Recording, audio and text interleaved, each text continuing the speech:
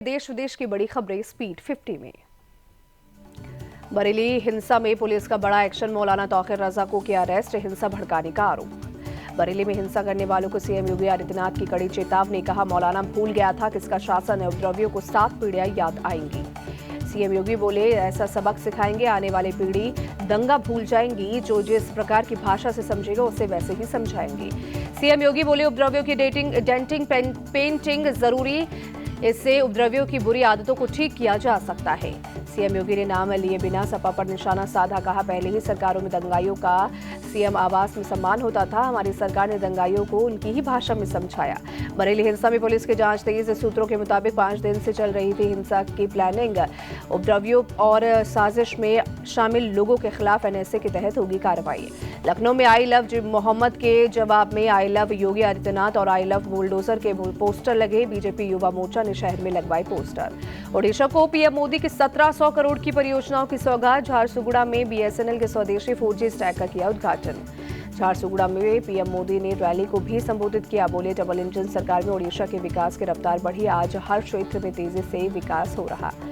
PM Modi बोले गरीबों के कल्याण के लिए हमारी सरकार प्रतिबद्ध, गरीबों का संपूर्ण विकास हमारा लक्ष्य। पीएम ने फिर आत्मनिर्भर भारत पर जोर दिया, कहा हमें किसी और देश पर निर्भर नहीं रहना, हर चीज में भारत आत्मनिर्भर हो, ये हमारा संकल्प। ओडिशा से पीएम मोदी ने कांग्रेस पर निशाना साधा, कहा देश कांग्रेस के लूट तंत्र से बाहर आया, 2014 तक कांग्रेस ने देश को लूटा, उनके राज में हर आदमी परेशान था। पीएम मोदी बोले जीएसटी रिफॉर्म्स से आम आदमी को लाभ पहुंचा, कांग्रेस जीएसटी को लेकर लोगों को गुमराह कर रही, इन लोगों से सावधान रहने की जरूरत। ओडिशा के झारसुगुड़ा में पीएम मोदी ने रोड शो किया, बड़ी संख्या में लोग शामिल हुए, मोदी मोदी के नारे लगे।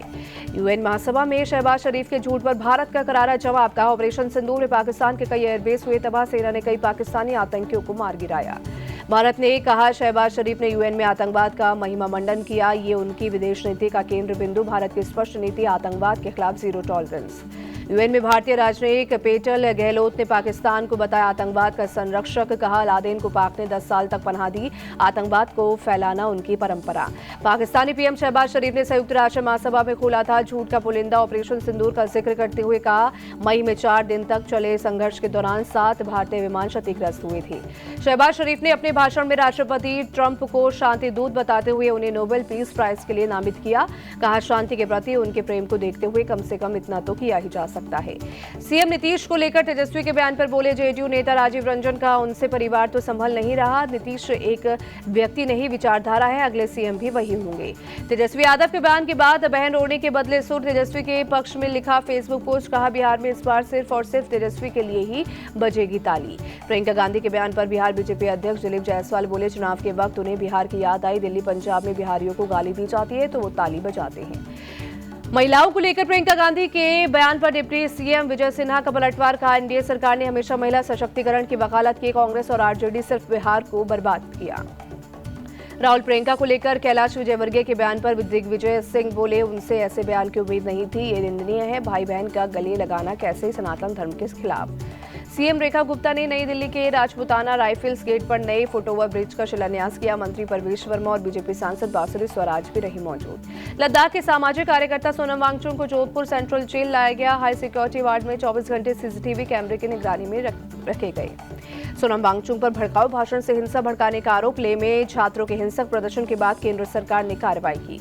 सोनम वांगचुक की गिरफ्तारी के बाद लेह में इंटरनेट सेवा की गई बंद, लेह में बीएनएस की धारा 163 लागू, बिना इजाजत किसी भी तरह के प्रदर्शन या रैली पर लगी रोक। दिल्ली पुलिस के स्पेशल सेल को मिली बड़ी कामयाबी, हाशिम गैंग का गुर्गा रूबल सरदार अमृतसर एयरपोर्ट से गिरफ्तार, विदेश भागने की फिराक में था गैंगस्टर। दिल्ली के मंगोलपुरी में 10वीं की छात्र की हत्या, स्कूल के बाद बाहरी लड़कों ने की थी मारपीट, पुलिस ने आरोपियों को पकड़ा, सभी आरोपी नाबालिग। गुरुग्राम में दर्दनाक सड़क हादसा, नेशनल हाईवे पर डिवाइडर से टकराई तेज रफ्तार थार, हादसे में 5 लोगों की मौत हुई। पटना में अवैध हथियार फैक्ट्री का भांडाफोड़, 2 आरोपी गिरफ्तार, फ्लैट के अंदर चल रही थे अवैध फैक्ट्री। फरीदाबाद में 2 अलग-अलग जगहों पर क्राइम ब्रांच और बदमाशों में मुठभेड़, 4 बदमाशों को पकड़ा, 2 के पैर में लगी गोली। बदमाशों के खिलाफ हत्या और रंगदारी के कई मामले दर्ज, आरोपियों के पास से 2 देसी कट्टे, 2 पिस्तल और 6 जिंदा कारतूस बरामद। राजस्थान के बूंदी में पाकिस्तानी नागरिक गिरफ्तार, बिना वीजा पासपोर्ट के भारत पहुंचा, सुरक्षा एजेंसियों की पूछताछ जारी। पश्चिम बंगाल में भारत बांग्लादेश सीमा पर तस्करी की कोशिश नाकाम, बीएसएफ ने 20 से सोने के बिस्किट के साथ एक तस्कर को किया अरेस्ट, सोने की कीमत करीब 1.5 करोड़ रुपए।